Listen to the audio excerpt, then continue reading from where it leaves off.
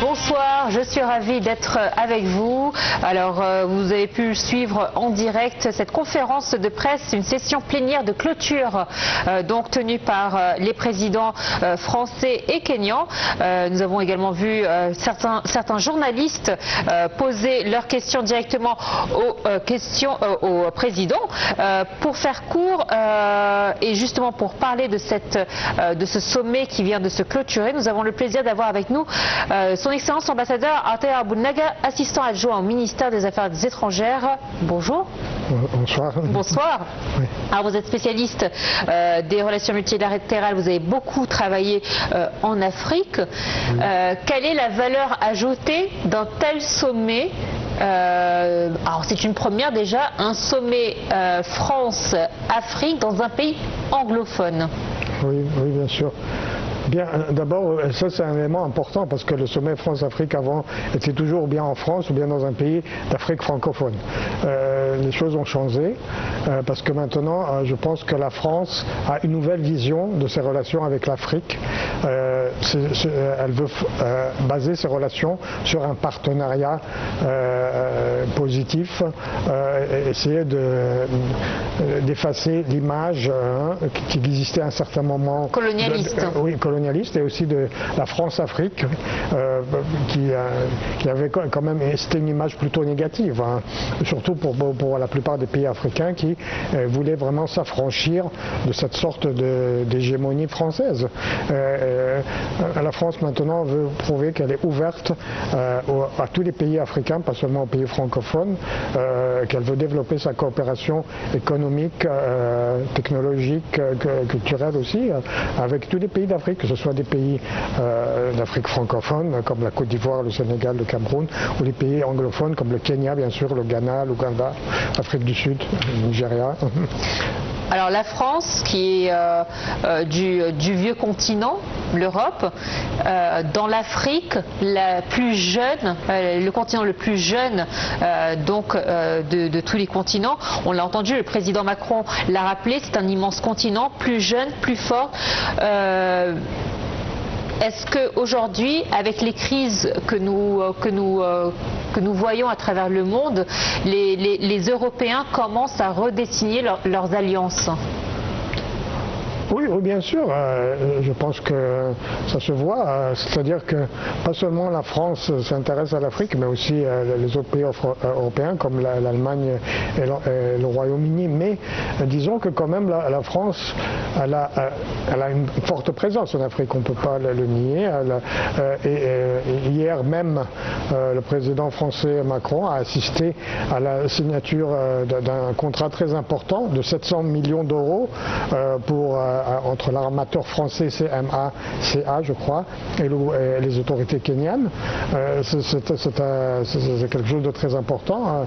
Ça prouve que la France veut vraiment développer sa coopération commerciale avec tous les pays africains. Et le Kenya, c'est un pays stratégique en Afrique, en Afrique de l'Est. C'est un pays qui donne sur l'océan Indien, une partie du monde, une partie de l'Afrique très cruciale, avec nous avons entouré de la Tanzanie, de la Somalie, du Djibouti, du Soudan, de l'Ouganda. Enfin, c'est un pays qui est aussi au centre c'est-à-dire que c'est un pays par lequel le commerce africain, pour les pays enclavés, comme l'Ouganda, le Rwanda, le Burundi, doit passer par les ports tanzaniens ou kenyans. Justement, je vais rebondir sur ce que vous étiez en train de dire il y a un instant, parce que c'est très important.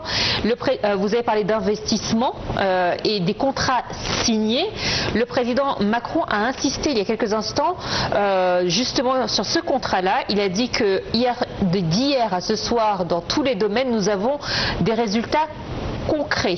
Il a insisté sur le mot concret, car effectivement, l'Afrique a longtemps reproché aux Occidentaux de faire des promesses, mais sans les concrétiser. Est-ce qu'aujourd'hui, justement, le message est passé, les Occidentaux ont compris que c'est une Afrique plus jeune, on va dire, plus instruite, et qui ne se contentera plus de promesses?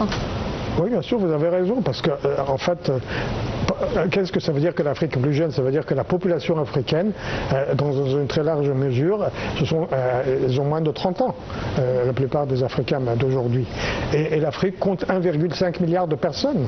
Alors, ces jeunes-là, c'est-à-dire qu'ils sont bien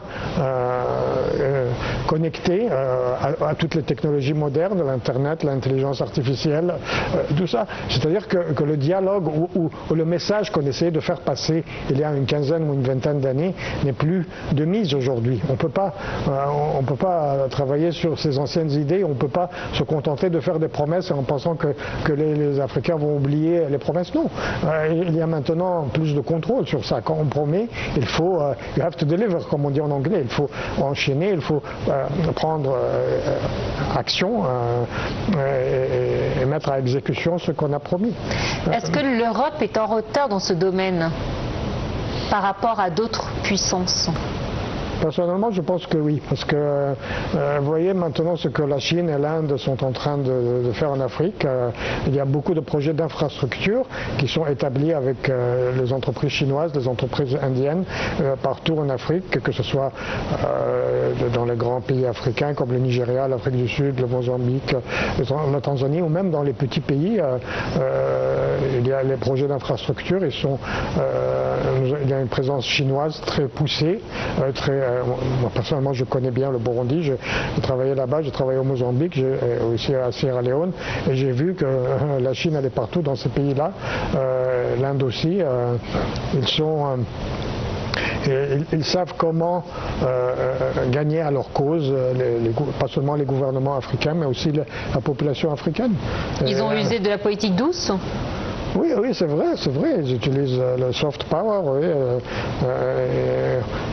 Ils accordent des facilités que les Européens peut-être n'accordent pas, des facilités de paiement, des crédits à très long terme. Ils ouvrent des succursales pour les banques indiennes et chinoises. Les entreprises indiennes et chinoises sont présentes dans la plupart des pays africains en fait. L'industrie automobile aussi, indienne, j'ai vu ça. Justement, à l'heure où les États-Unis ont commencé à retirer leurs aides à destination de l'Afrique, du continent africain, aujourd'hui Emmanuel Macron a annoncé justement qu'il s'engage à transférer de la technologie, surtout des vaccins, un domaine dont l'Afrique a tout à fait besoin de cette aide.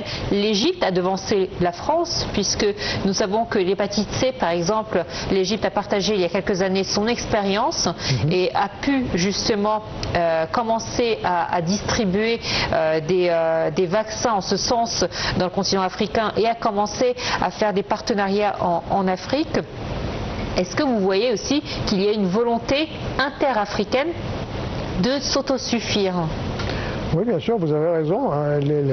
Les États-Unis, depuis qu'ils ont liquidé l'USAID, qui accordait, à vrai dire, une grande partie de son budget au domaine de la santé pour la lutte contre le paludisme, contre la tuberculose, contre le sida, et les assistances américaines qui étaient évaluées à près de 15 milliards de dollars pour l'Afrique, elles ont baissé maintenant à 6 milliards de dollars. Eh bien, maintenant, l'Afrique a besoin d'ouvrir des partenariats avec, bien sûr, avec les pays européens, mais aussi l'Égypte a une bonne présence. Nous savons que l'Égypte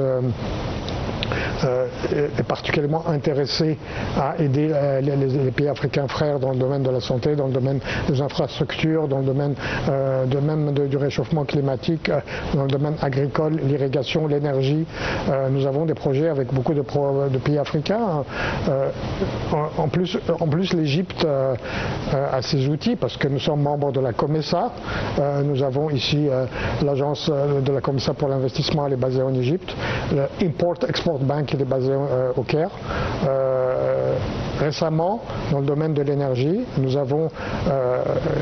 l'Égypte va devenir le siège de East Africa Power Pool, qui est l'agence africaine pour l'énergie pour les pays d'Afrique de l'Est, 13 pays. Alors tout cela prouve que nous sommes bien lancés en ce qui concerne la promotion et le développement de nos relations avec les pays africains. Justement, il y a quelques jours, le président français venait inaugurer un nouveau campus de l'université Senghor qui est le fruit même de cette coopération franco-africaine en Égypte. Ça a beaucoup de messages, ce trio, on va dire, qui a été reproduit justement au Kenya, amener l'Égypte à cette conférence. L'Égypte qui se veut aujourd'hui un hub énergétique, un hub éducatif, un hub commercial. Elle veut faire le pont entre l'Europe et l'Afrique. Est-ce qu'on peut dire qu'aujourd'hui, plus que jamais, l'Égypte est un pays africain ? L'Égypte a toujours été un pays africain. Vous savez, l'Égypte, depuis même, je dirais, depuis la nuit des temps, quoi. L'Égypte, en fait, l'Égypte a quelque chose de particulier.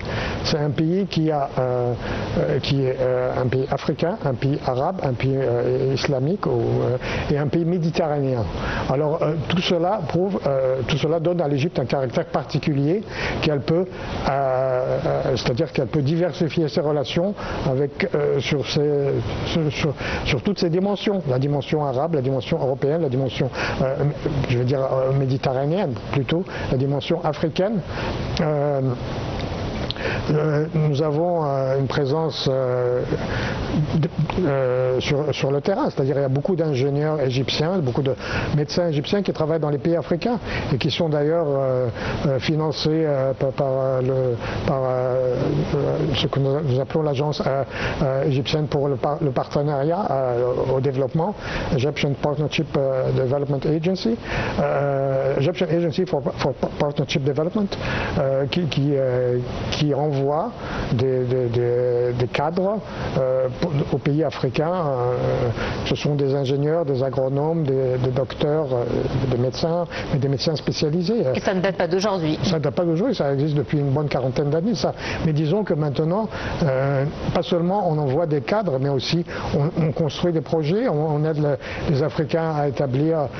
On a des hôpitaux égyptiens dans plusieurs pays africains, même dans des petits pays africains.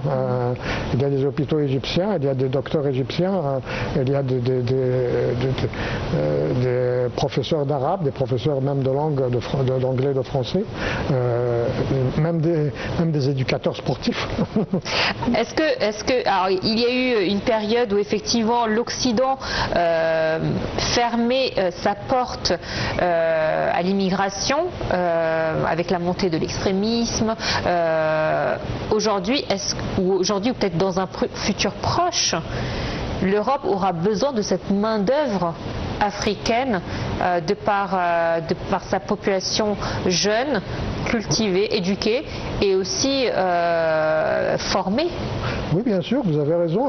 D'ailleurs, je crois qu'en Allemagne et en France, il est question maintenant d'accepter les émigrés qualifiés.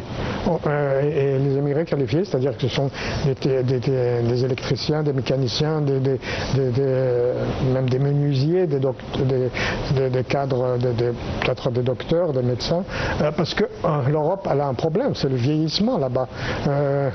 Et l'Afrique, c'est un continent jeune, nous avons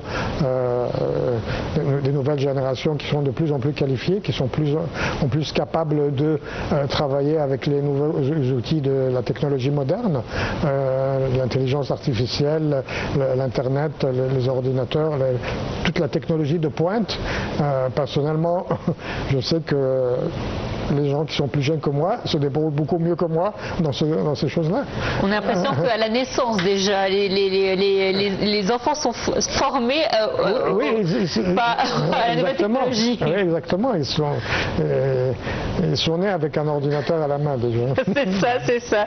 Alors, monsieur l'ambassadeur, nous avons également pu entendre dans le discours du président français, ce n'est qu'un début.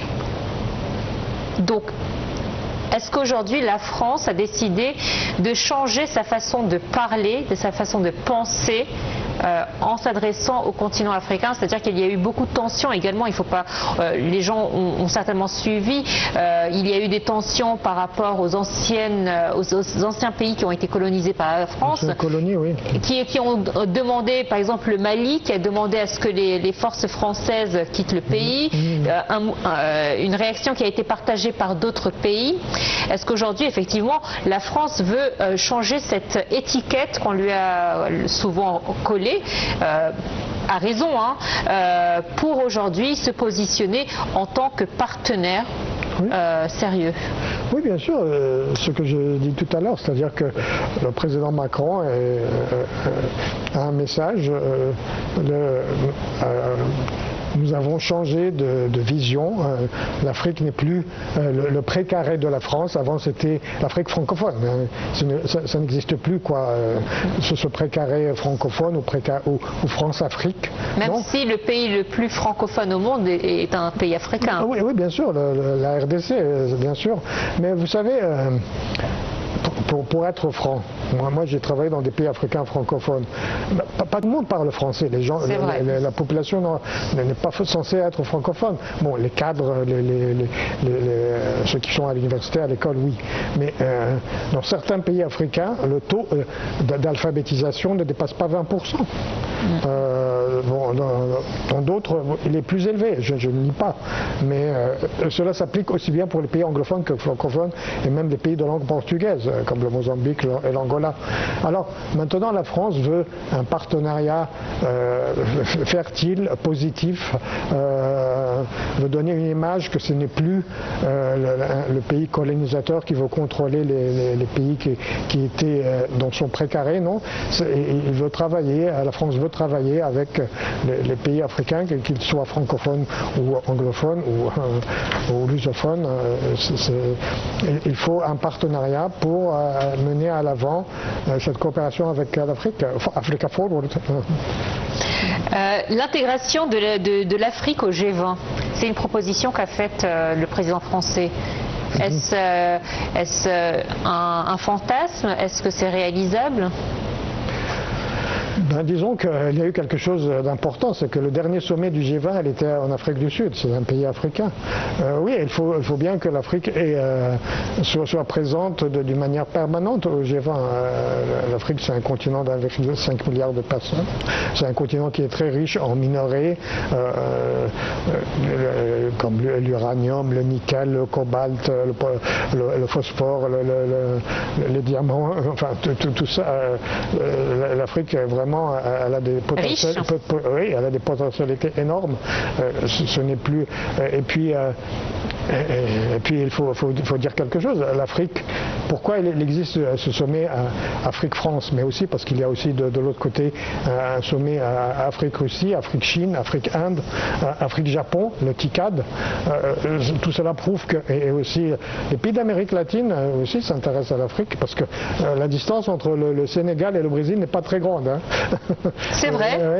Juste, il faut traverser l'océan Atlantique. D'ailleurs, les pays des BRICS sont plus impliqués en Afrique que n'importe qui d'autre. Bien sûr, le BRICS,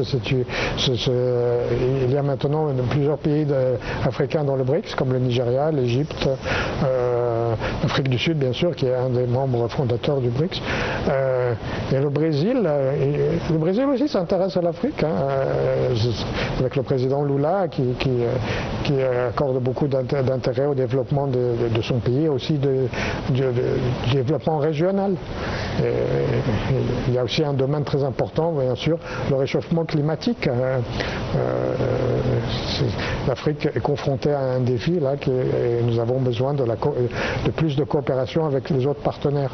De votre expérience et de par votre observation avec les changements qui ont lieu dans la région et sur la scène internationale, est-ce que vous pensez qu'un jour le groupe des BRICS remplacera peut-être un groupe de puissances existants?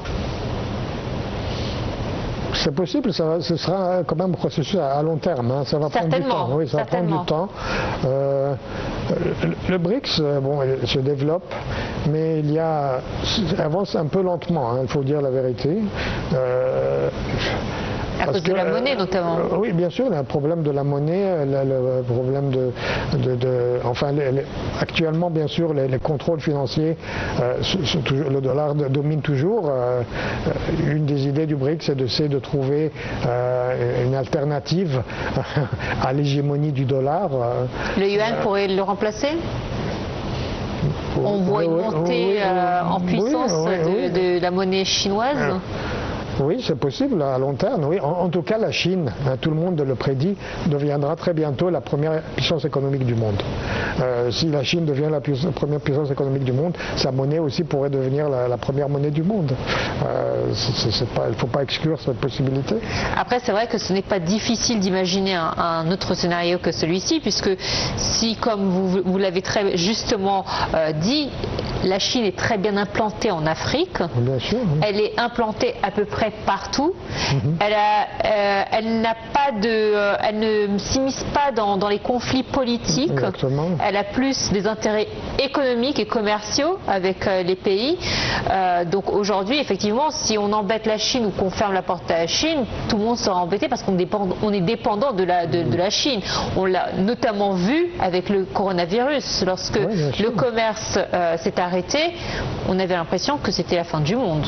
Oui, bien sûr, parce que c'est-à-dire que les exportations chinoises, elles inondent le monde entier, surtout les États-Unis d'ailleurs, mais aussi partout. On trouve des produits chinois, même dans les petits pays africains comme le Cap-Vert, les Seychelles, tout ça. Et la Chine, elle a une présence même dans ces petits pays. Hein. Exactement, c'est la petite île du Cap-Vert que vous avez mentionné, un État, mais qui effectivement n'a pas une superficie énorme. La Chine est très bien implantée. Oui, très bien implantée. Je pense qu'elle a peut-être une ambassade là-bas. Hein. Je ne suis pas sûr, mais peut-être je n'exclus pas cette possibilité. Hein.